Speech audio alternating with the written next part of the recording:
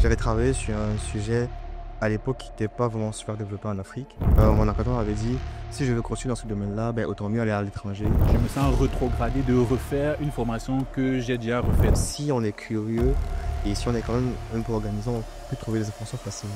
Au final, au bout des études de médecine, il y a un concours de spécialisation et il y a un nombre de places limité. Mais par contre, j'ai quand même beaucoup attendu pour la décision de visa. Mais le reste de la procédure, c'est allé quand même plus ou moins vite. Tu es en concurrence avec chaque étudiant. Il y a beaucoup plus d'ego, de malveillance, etc. Il fallait être proche aussi des professeurs, il fallait être bien aimé des professeurs. J'avais déjà fait 3 masters. J'avais déjà un master au Cameroun, un master en Belgique, un master de spé. Je me dis vraiment, je vais pas étudier toute ma vie, donc ça passe ou ça casse.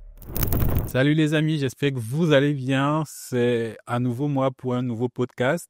Dans ce podcast, nous allons à nouveau parler de la vie et des études en Belgique et nous aurons un nouvel invité qui est près de moi et qui va se présenter. Donc bonjour tout le monde, moi je m'appelle Winnie, j'ai 28 ans et je suis juriste en protection de données personnelles en Belgique. Oh, juriste en Protection de données personnelles. protection des données personnelles. Ok, waouh. On aimerait savoir plein de trucs, mais on va commencer déjà par nous renseigner un peu sur ton parcours déjà avant d'arriver en Belgique. Ben, ça fait combien de temps que tu es en Belgique déjà? Ça doit faire à peu près 7 ans. Wow, donc ça fait quand même déjà pas mal de temps que tu es en Belgique. Et donc, du coup, tu as commencé tes études universitaires en Belgique? Non. Donc avant d'arriver en Belgique, j'avais déjà un master en droit. Donc je suis arrivé au Cameroun, je suis arrivé en Belgique, pardon, et j'ai refait un autre master toujours en droit, mais dans une branche différente. Ok, donc du coup, tu viens du Cameroun, donc tu as fait les études universitaires au Cameroun, une licence, un master en droit général, du coup. Donc en fait, au Cameroun, c'est en licence, c'est général, donc c'est droit et sciences politiques. Et puis en master, il y a des options en fait. Donc on peut choisir entre droit privé et droit public. Alors, moi, j'ai fait droit privé et sciences criminelles. Et ensuite, j'ai eu un master en sciences, enfin en droit privé du coup, et en carrière judiciaire. Ok, et donc du coup, c'est par la suite que tu viens en Belgique, et en Belgique, tu as refait le même master, si je comprends bien. Donc en fait, en Belgique, c'est un peu différent en termes de spécialisation, parce que du coup, en Belgique, c'est scindé. Donc on a droit européen, dans tout ce qui est droit international privé. On a tout ce qui est droit civil et pénal. Donc moi, j'ai fait droit civil et pénal pour rester un peu dans la même, Logique. dans la même logique en fait Mhm. qu'au Cameroun. Ok, donc premièrement, d'où te vient l'idée déjà de venir en Belgique après ton master en droit, surtout de revenir refaire un master parce que beaucoup de gens voient ça comme une stagnation de se dire j'ai eu un master en droit, je reviens en Belgique, refais un master en droit. Est-ce qu'il y avait un but? Est-ce que voilà, est-ce que ça venait d'où? Je pense que le premier, enfin, c'est deux raisons majeures qui viennent même pas de moi directement. Parce que du coup, la première raison, c'est que j'ai pas réussi un concours que je voulais faire depuis longtemps au Cameroun. Donc, c'était un peu comme une unité religion. Et ce qui a poussé la famille que j'ai ici à me dire, tu fais quoi au Cameroun, voyage. Et la deuxième raison, c'est mon encadreur de mémoire au Cameroun qui, en fait, enfin, j'avais travaillé sur un sujet à l'époque qui n'était pas vraiment super développé en Afrique, mais qui était d'actualité ici en Europe. Donc, c'était tout ce qui est données personnelles, RGPD, enfin, pour ceux qui s'y connaissent. Et donc, mon encadreur avait dit, si je veux continuer dans ce domaine-là, autant mieux aller à l'étranger, parce que c'est un domaine qui n'est pas encore développé et au final, j'aurais pas un grand intérêt à rester au Cameroun. Donc, c'est vraiment les deux raisons majeures pour lesquelles je voyage à cette époque-là. Ok, et donc du coup, il y avait en fait, du coup, si je comprends bien, une ambition de se perfectionner dans un domaine qu'il n'y avait pas au Cameroun à ce moment. C'est ça. Ok, super. Donc, est-ce que toute cette procédure de candidature, de demande de visa, etc., est-ce que ça a été compliqué? Est-ce que tu as dû t'y prendre plusieurs fois ou ça coulait de source? Honnêtement, en fait, c'est une procédure que j'ai même pas vraiment réalisée. Enfin, je vais pas vraiment réaliser la durée de la procédure parce que c'était un truc que je faisais à côté.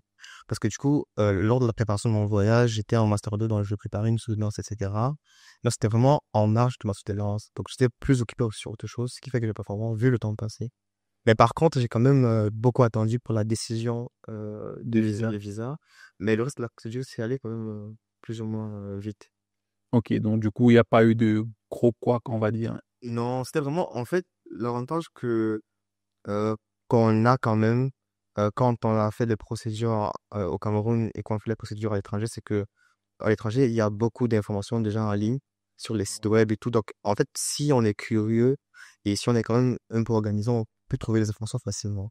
Ok. Et donc, c'est déjà un gros avantage qu'on a et qu'on découvre et ça facilite les choses dans une certaine mesure. Donc, sur ce plan-là, je trouve que c'était quand même assez. C'était plus l'attente qui était difficile que la procédure en En elle-même. elle-même. OK. C'était l'attente qui était longue, mais en soi, la procédure, toutes les informations sont sur Oui, les sites il web. faut juste vouloir chercher. OK. Donc, il faut être curieux, fouiller. Voilà, c'est ça. OK. Et donc, du coup, tu arrives en Belgique, donc, il y a 7 ans, tu refais, je caricature, mais le même master. Mais est-ce que ça, c'est pas un choc pour toi de te dire, je me sens rétrogradé de refaire une formation que j'ai déjà refait, donc de C'est refaire 2 ans? c'est une bonne question. En fait, c'est c'est d'abord un choix. C'est d'abord un choix parce que à la base, je postule directement pour une spécialisation. Parce que du coup, en Belgique, enfin, on peut faire une spécialisation qu'on a déjà eu en master. Et donc, et comme j'ai dit au départ, je voulais me spécialiser.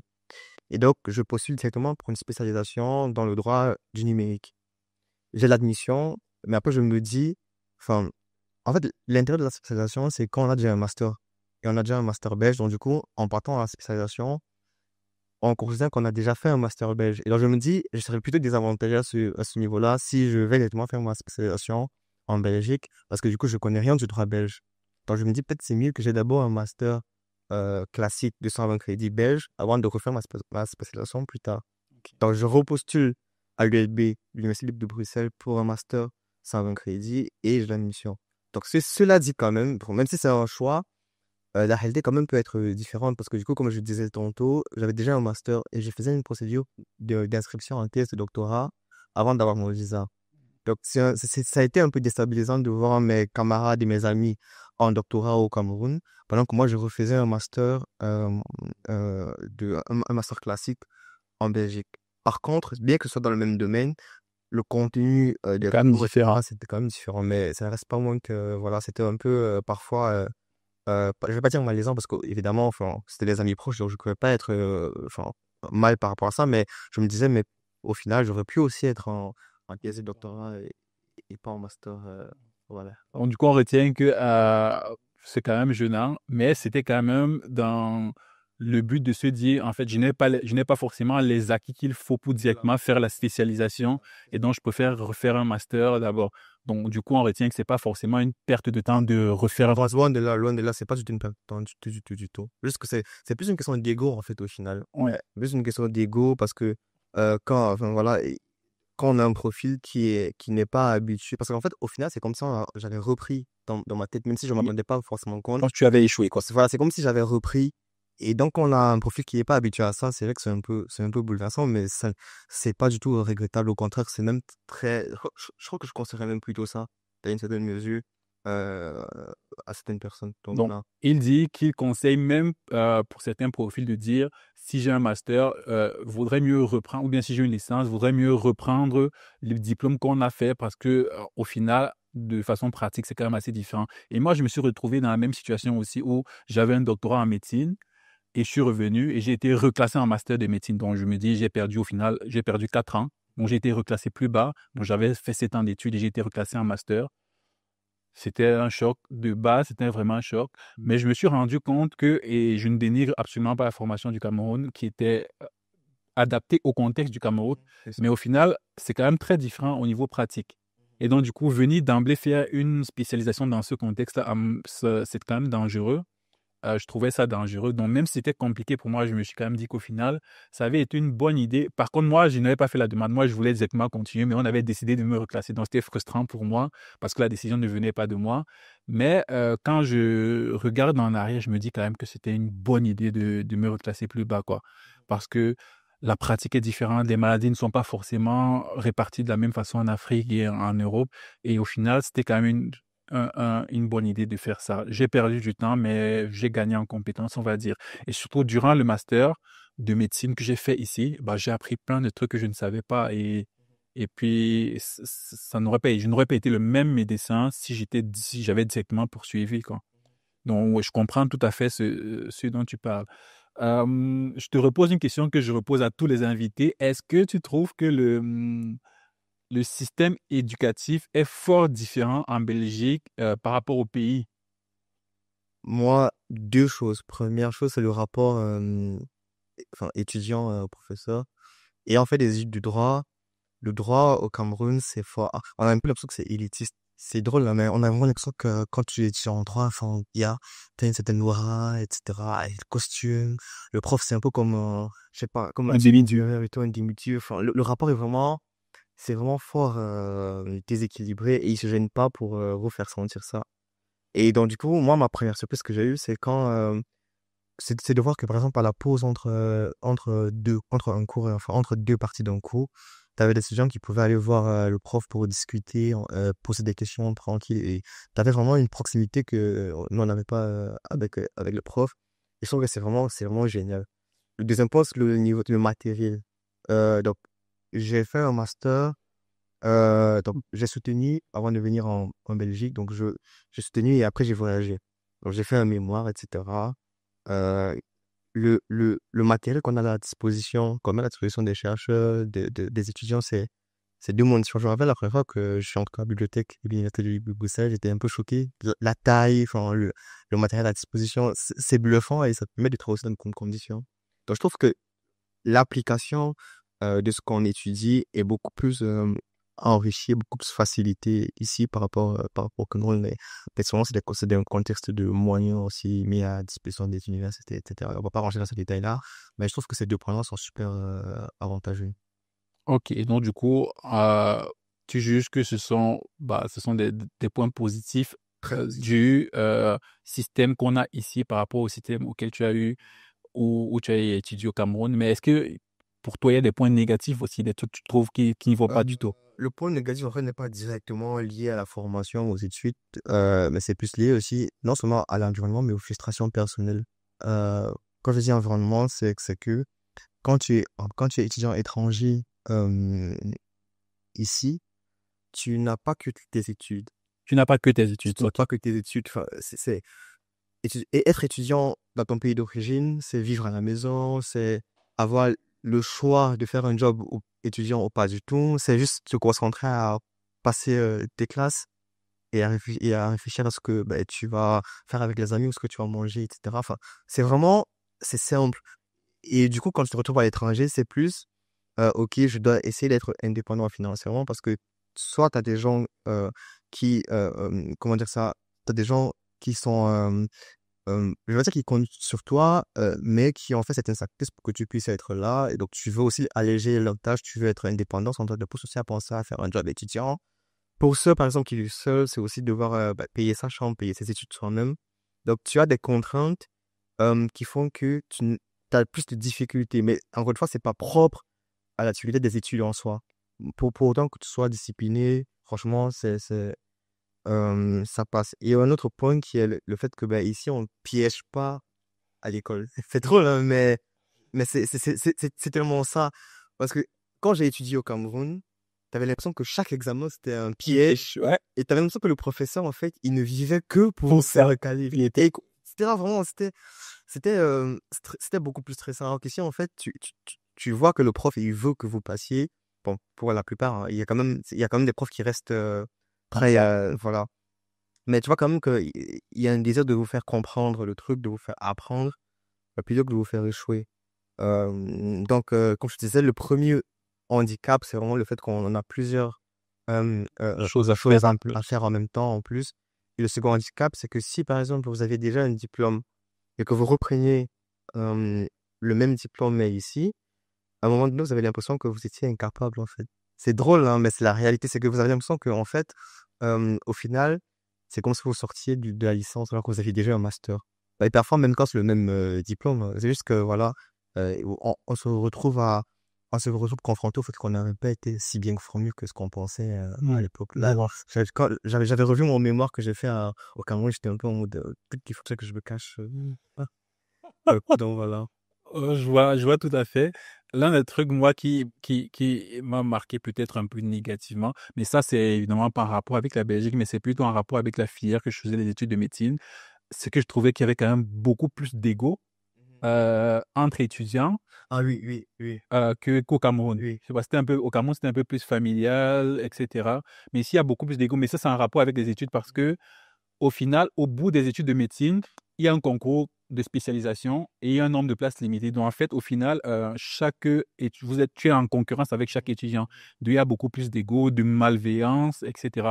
Ça, c'est peut-être juste en rapport avec la médecine. Mais je crois que Mais dans pas seulement la médecine, en le fait, droit parce que aussi, on même dit. en droit, bien qu'on n'ait pas un concours à la fin, en fait, le système belge est fort, fort en droit.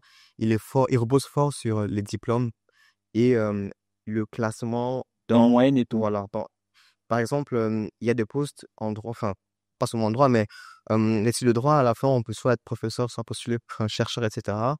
Et donc, au final, par exemple, pour on veut rentrer dans tout ce qui est recherche ou bien dans les cabinets, ils accordent une grosse importance à ton rang dans ta classe. Si tu as t'as eu une distinction, une grande distinction. Donc, c'est fort dans ça. Et du coup, ça fait que ça pousse les étudiants à se mettre des bâtons dans les roues, à ne pas vouloir partager les notes, etc. Et aussi, il y a quand tu parlais justement de compétition, c'est tellement ça, c'est tellement ça qu'en fait, on ne va être sympa qu'avec toi si on voit que tu as des compétences et que tu peux partager quelque chose, apporter quelque chose et tout. C'est fort dans les grosses universités ici. Donc, c'est pas juste propre à la médecine. Je confirme que même en droit, c'est très Très cool. lisible, on va dire ça comme ça.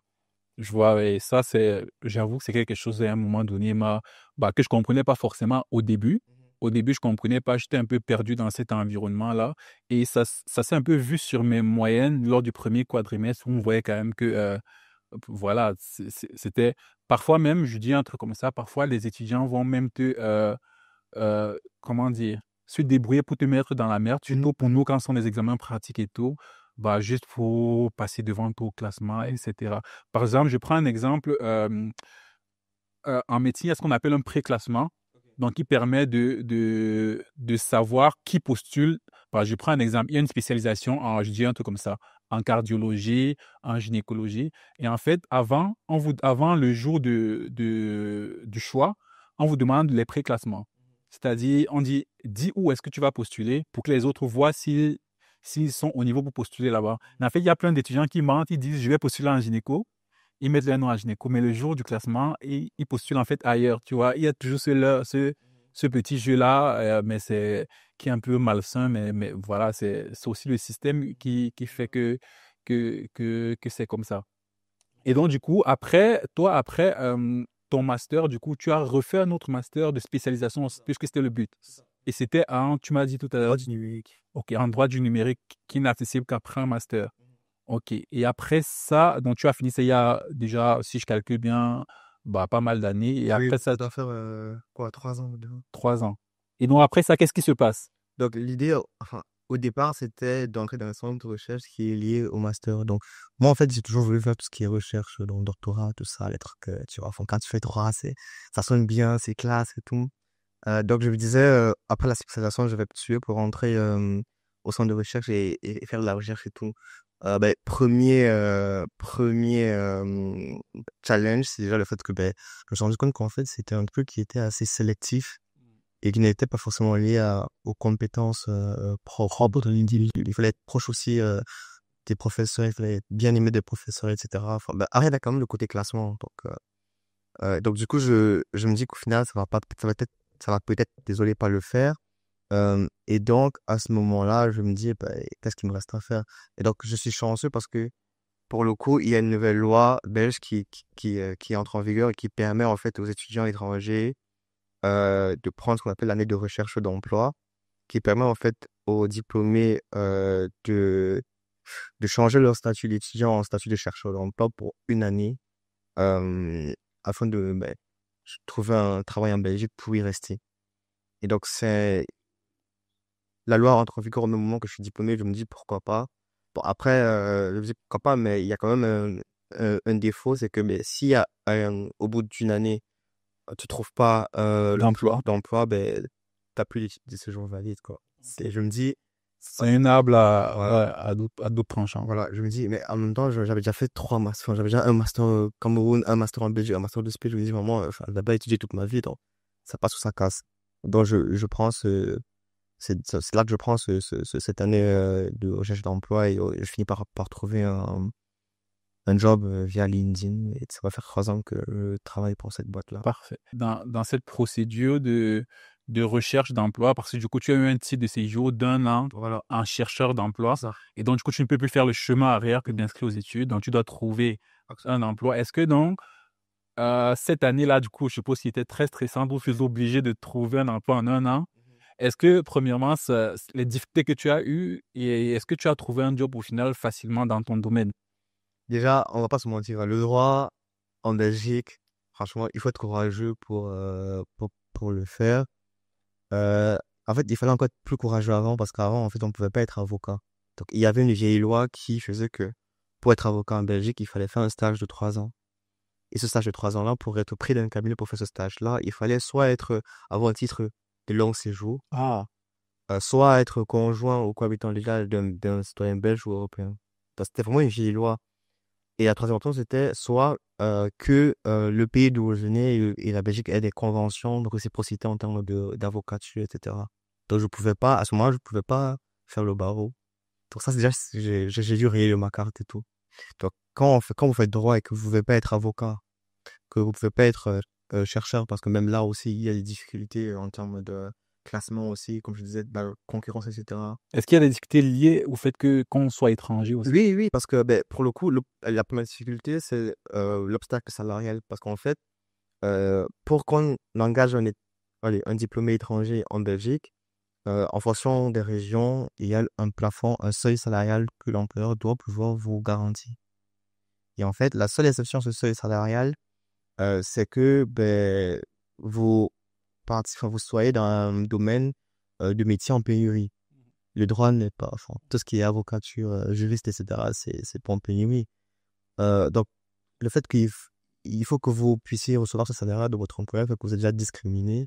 Désolé d'employer le terme, mais c'est la réalité. Vous êtes discriminé par rapport aux personnes qui ont un titre de séjour Européen. illimité européen, etc. dans la recherche d'emploi, parce qu'un employeur ne va pas vous engager s'il peut payer moins à l'européen. Donc ça, c'était la première difficulté. Donc, j'avais des entretiens, etc., mais c'était pas bon client parce que l'employeur soit était trop paresseux pour faire la procédure de demande de permis pour moi, ou soit se disait qu'il ne veut pas payer un junior ce montant-là. Donc, autant mieux engager un Belge ou un Européen. Donc, ça, c'était les deux gros défis qui ont fait que j'ai pas vraiment, c'était pas vraiment agréable cette recherche d'emploi les premiers mois. OK. Donc, si on récapitule, il y a eu 2 gros problèmes. Le premier problème, c'est que si quelqu'un vous emploie, il doit faire la procédure pour vous, pour que vous ayez un titre de séjour travailleur. C'est ça. Donc ça, et donc, du coup, certains employeurs, ils veulent pas Pas, faire cette procédure, ils préfèrent donner le travail à quelqu'un d'autre qui a déjà un titre de séjour européen, et même s'il est moins compétent que vous. à ce niveau-là, c'est même pas une question de compétence. Ouais.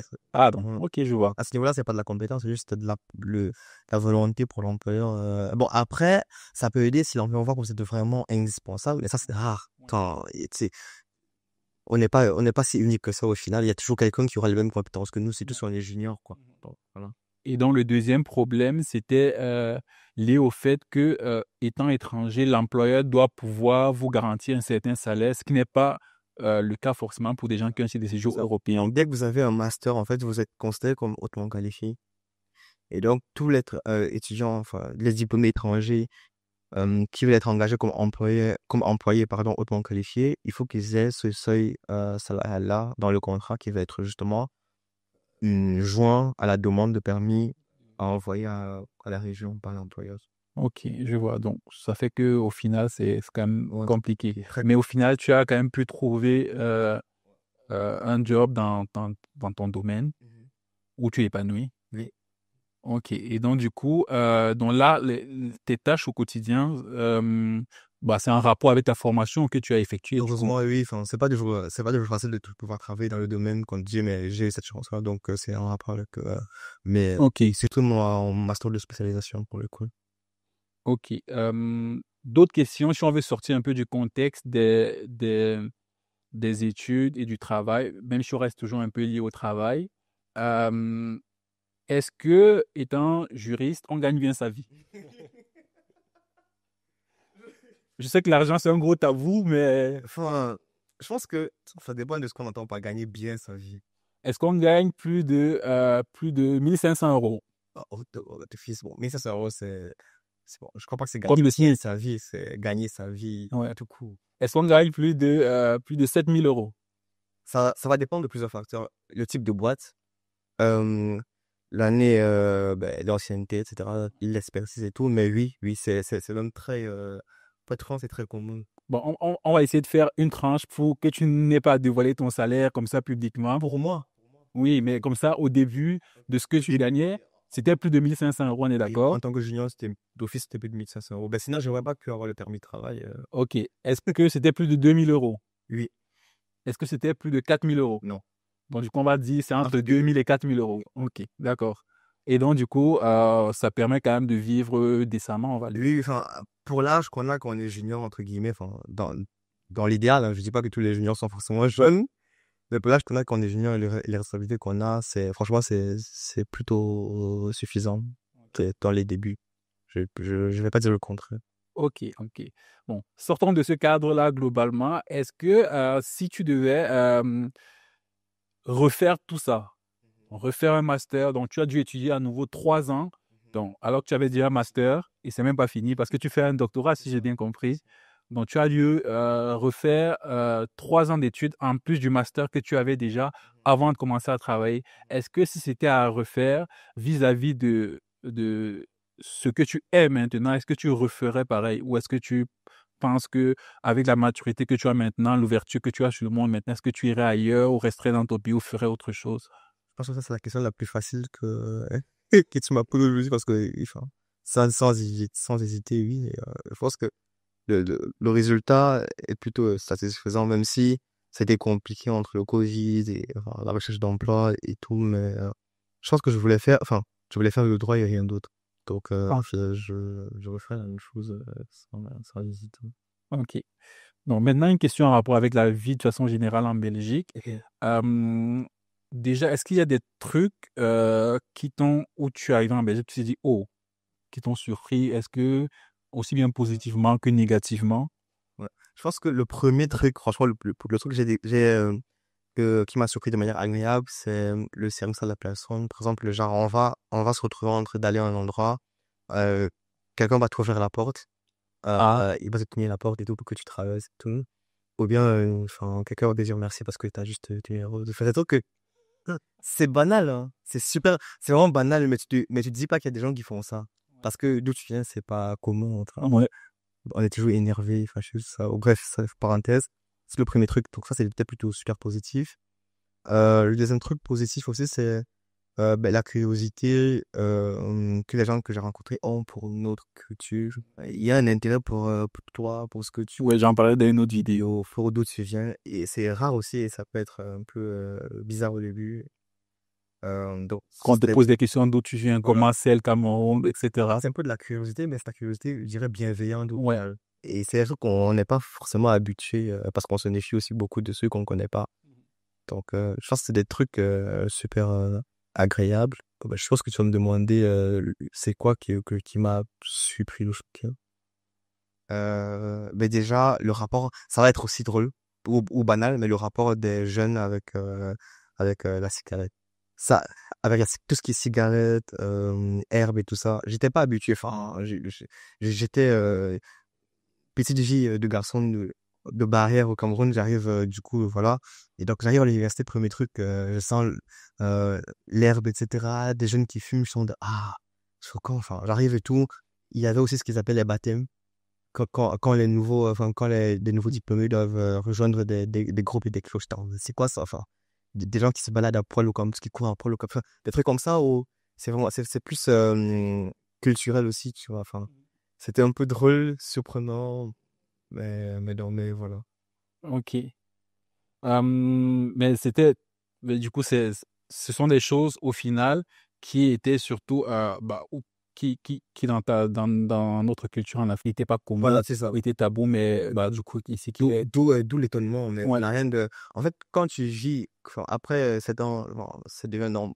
Bon, pas normal, mais c'est devient banal au final banal parce que quand tu c'est es comme ça resté que, longtemps. voilà, c'est comme ça qu'ils font, c'est comme ça qu'ils vivent et tout, donc on ne s'y suivront plus. Donc ça va. Ok. Mais est-ce que il y a des trucs, des repas, des choses que tu fais d'habitude au Cameroun qui te mangent. Je parle du repas parce que moi, j'adore la bouffe, mais ça On peut va, être n'importe on quoi. va pas dire que je faisais, parce que je n'étais pas un grand cuisinier. Mais, mais oui, enfin, jusqu'à il y a peu, je crois que la plupart des mets africains me manquaient parce que ben, voilà, je devais manger. Enfin, j'essayais toujours de trouver des restos africains sur Bruxelles, etc. pour pouvoir manger ce qui manquait. Mais effectivement, on peut pas Tout à boire. tout avoir et tout. Bon, c'était un mec, quand j'arrive à les manger. Maintenant, j'arrive à les manger chez moi, donc c'est déjà bien. Euh, mais, euh, mais oui, non, je crois que les 5 premières années ici en Belgique, il y a des mecs que je peux pas manger comme je veux parce que forcément, voilà, enfin, il n'y a pas tous les ingrédients qu'on peut trouver ici, même s'il y a des shops, etc. Bon, après, je vis aussi en famille, ce qui facilite les choses, mais il y a des mecs que je peux pas manger parce que ben, j'étais pas chez moi, donc forcément, ça me manquait. Mais ouais, c'est ça. Et même quand il y a des ingrédients, pourquoi c'est pas le même goût, c'est pas des saveurs, enfin, je sais pas, il y a un truc, mais donc oui, il y a comme des mecs qui m'ont manqué. Je vois. Je confirme, je suis aussi un grand passionné de nourriture. Surtout quand je mange. Pas quand je cuisine, mais voilà. Il aime bien manger, mais il n'est pas cuisiner. Non, mais même pas que j'aime pas, je sais pas. Ah, C'est encore pire, je pense, mais bon. ok, je vois. Bah, je crois que je me retrouve aussi bien là-dedans. Est-ce que ça c'est un truc, je sais, pour la plupart des hommes qui ont du mal à avouer, mais est-ce que ta famille te manque? Ta famille, tu as probablement laissé la plupart de ta famille au Cameroun, même si j'ai cru entendre que tu as quand même de la famille ici. Oui, c'est de famille. Est-ce que ta famille te manque? Voilà, les gens que Ok, tu aimes te manquent. pas rentrer dans les détails, pas nécessairement. Pourquoi pas le sang? Parce qu'aujourd'hui, enfin, on a les réseaux et tout, WhatsApp. Parfois, ça peut arriver que, voilà, j'ai envie si j'ai envie de discuter, je lancerai peut-être. Surtout que je me suis même pas très appel. Donc, ici, c'est même pas une question de homme, quoi, mais j'ai pas, en fait, j'ai pas comment dire ça? Le rapport charnel, je l'ai pas trop avec ma famille. Ok. En vrai, donc, J'espère que maman n'écoute pas cette vidéo. Je suis pas responsable de ça, moi. en vrai, en général, moi, les appels, ça me suffirait. C'est maintenant s'il y a des occasions spéciales que je vais me dire, ah, ça aurait été trop bien qu'elle soit là, ou ça aurait été très bien qu'on soit ensemble. Mais ça, c'est vraiment pour des occasions spéciales. Mais sinon, je vais pas rester là et me dire que, ah, j'ai trop envie de voir maman. Bon, je vais juste envoyer un message ou l'appeler, ça me suffit. Maman, ça ne vient pas de moi.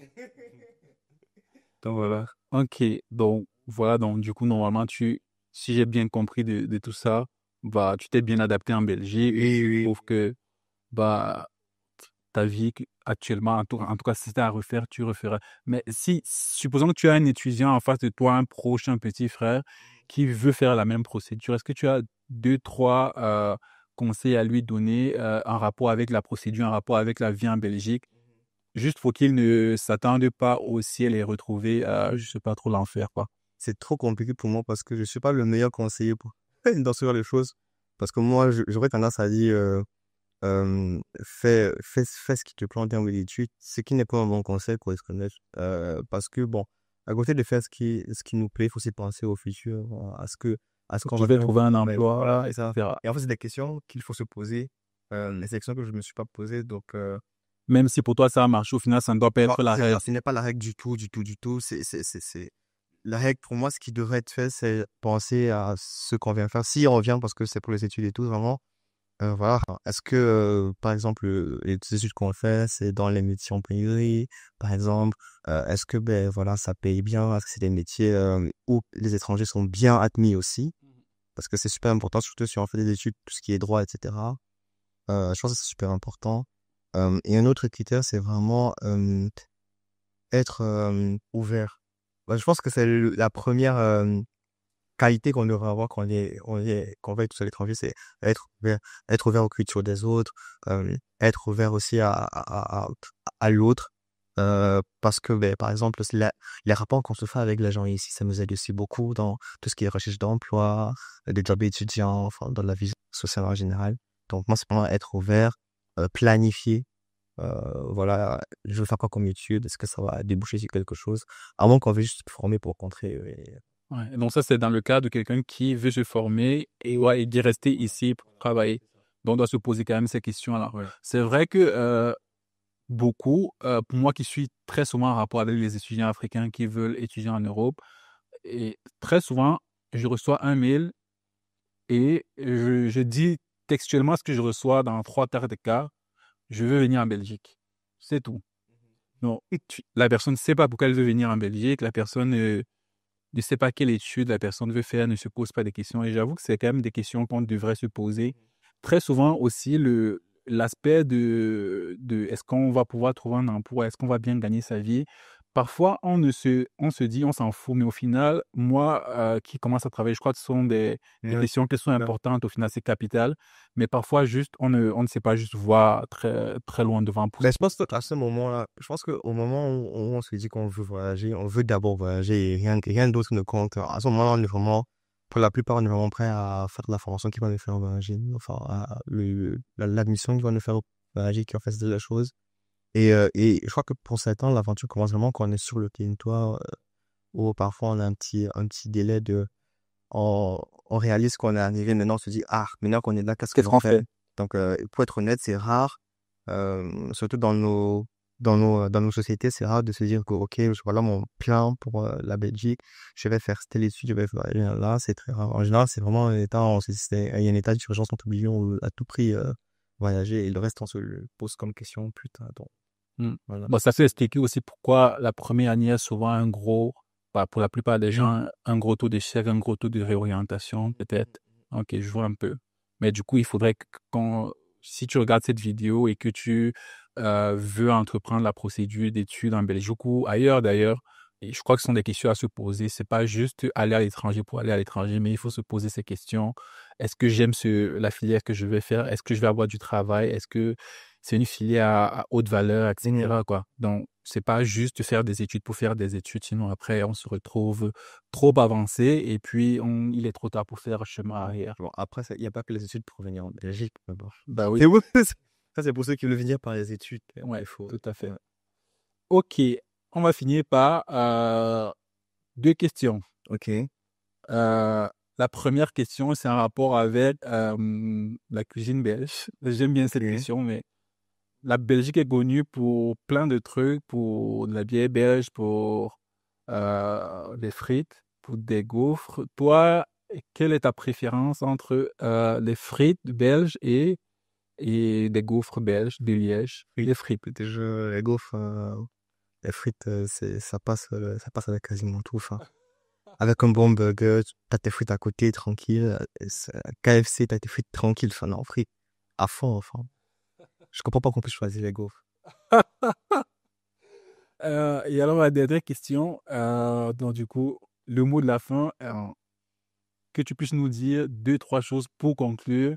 Pour un étudiant qui veut venir étudier à l'étranger, qui est ambitieux, qui veut faire, je sais pas trop, une filière X, est-ce que tu as deux, trois mots à lui dire? Sois curieux, lis beaucoup, enfin, cherche des informations sur l'université où tu vas aller, sur la procédure par toi-même, avant de te faire aider. Évidemment, parce que bah, c'est toujours bien de se faire aider, de se faire conseiller, c'est important. Mais comme on disait tantôt, ben, pose-toi les bonnes questions sur ben, à quoi te servirait ton, ton diplôme plus tard. Si tu regardes nos vidéos aussi sur la chaîne d'Yvan pour en savoir plus, pour voir aussi ces discussions-là avec des gens qui sont passés par là, c'est aussi important pour te donner un avis ou t'aider à forger ton avis personnel, pour voir ce que je veux dire.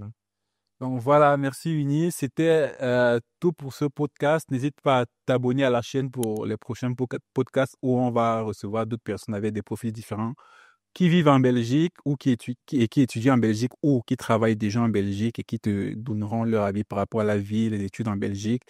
Tu te feras ton propre avis et tu décideras par toi-même si bah, ces conditions de vie, de le pays en question te correspondent. Allez, ciao!